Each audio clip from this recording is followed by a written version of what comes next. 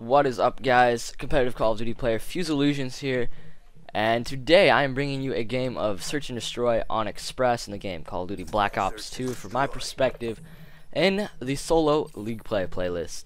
But I am not here to talk about the game whatsoever. I'm here to talk about what happened yesterday, Sunday night, December 31st of the year 2012. The UMG 10K LAN. For those of you who do not know what that is, it was a competitive Call of Duty tournament in Chicago put on by UMG, and the winner took home $10,000. It was important because it was the first major Black Ops 2 event. It at one point had 19,000 viewers, which is huge, and 61 teams were signed up. All pro teams, all majorly known pro teams were there. Fear, Optic, Complexity, Envious, all the big name pro teams were there. And again, at one point it had 19,000 viewers. I think it peaked at 19,100, which is huge for this game because it shows MLG that we can sustain an audience as competitive Call of Duty players. People want to watch us, and the fact 61 teams showed up shows that everyone is willing to participate in this game. People want to play. And MLG obviously attracts more viewers and more teams. But for an event put on by UMG, which is like their second year ever putting on events in general, this was pretty big. And for those of you who do not know, I'm sure most of you know by now, Optic ended up winning that event. They beat Complexity in the Grand Championship. I'm here to bring you my visceral reaction, my initial reaction to who won, to how things were run, how things were set up, what I think needs to be changed in the future. Because I do think quite a bit needs to be changed in the future. Well, if not quite a bit, I think some things need to be tweaked as far as rules and things go. But so let's just dive into it. Optic won. The way it was set up was there was a winners and a losers bracket, which I agree with. I think this is a smart idea. All matches up until the semifinals were best of threes, which means you have to win 2 maps to win. Matches beyond the semifinals were best of 5s. I personally would have it like a best of 7, something like that, best of 11. I'd have something like that set up if I was running it. I think that gives like a better scope of who the better team is. But it was best of 5s from semifinals on. Everything, again, like I said before, was a best of 3. There was, again, a losers bracket, a winners bracket, and so it was double elimination, which means if you lost in the winners bracket, you would drop down into the losers bracket, and if you could win out throughout the losers bracket, you could still go on to the Grand Championship and still win the $10,000, which Complexity ended up winning out from the losers bracket and going into the Grand Championship to beat Optic. Now what this means is in the Grand Championship is they have to beat Optic twice. They have to win 2 best of 5s to even the playing field. The first best of 5s to even the playing field, because since Complexity already had 1 loss, they had to win 1 best of 5 to give Optic a 1 loss, and they had to win another best of 5 to give Optic 2 losses and to win it all. And Optic had to beat them once and 1 best of 5, and Complexity would have 2 losses, and Optic would win the $10,000, which Optic did end up winning the $10,000. However, it was a dogfight until the end because Complexity won the first best of 5. Completely, as far as the gameplay goes, completely outslayed Optic in every game type. Everything Respawn, they were putting up huge numbers. TP and X were putting up huge numbers, 30+ kills almost every map. That was not Search and Destroy. They're putting up huge kills. Optic just couldn't get anything going kill-wise. But Search and Destroy is where Optic had a chance, and they did capitalize on the Search and Destroy a lot.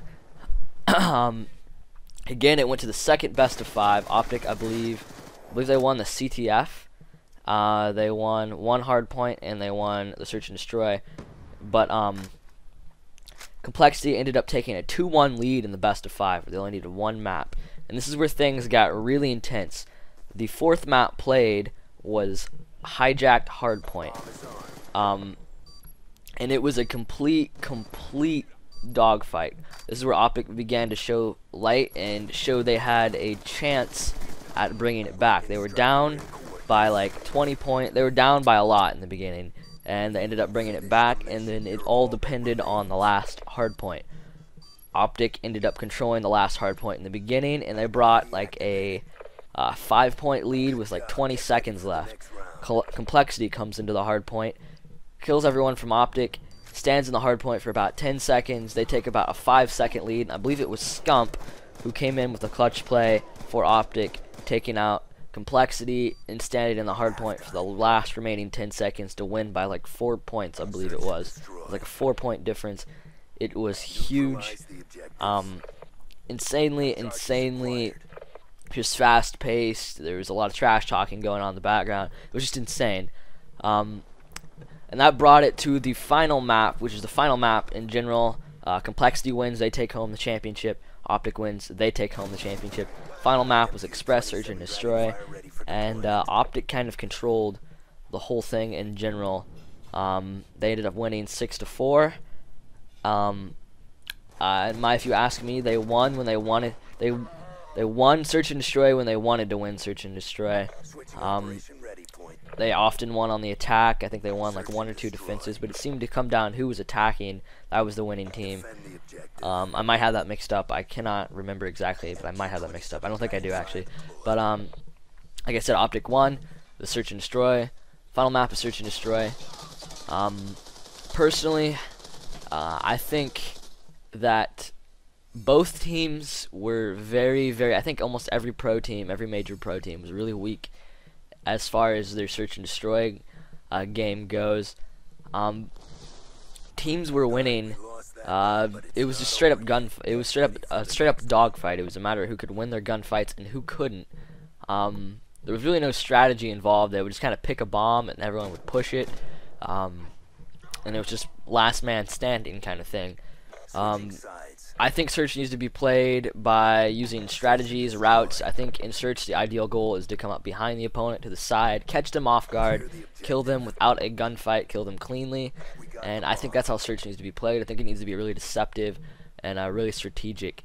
And it really wasn't very strategic if you ask me. There were some roles involved as far as sniping and things like that go. There were some roles involved, but really not very strategic if you ask me. And things that were allowed, I think, need to be banned for future events. The FAL, it was really overpowered and overused in UMG.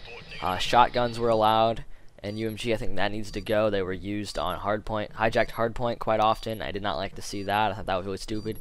And score streaks need to be definitely gone. If you ask me, I think for anything, I want to play the game raw. I don't want to play the game. If I wanted to play with score streaks, I'd play a public match. I don't want to play that. And respawn delay in CTF was 5 seconds. I think it needs to be extended to 7.5. 5 seconds is just not long enough to get anything going. It's a matter of who pulls and who can get the luck going.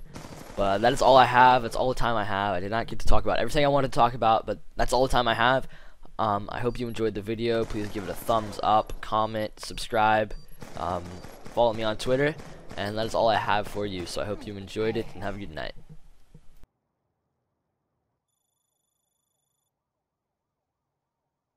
Brought the pain, time to get paid.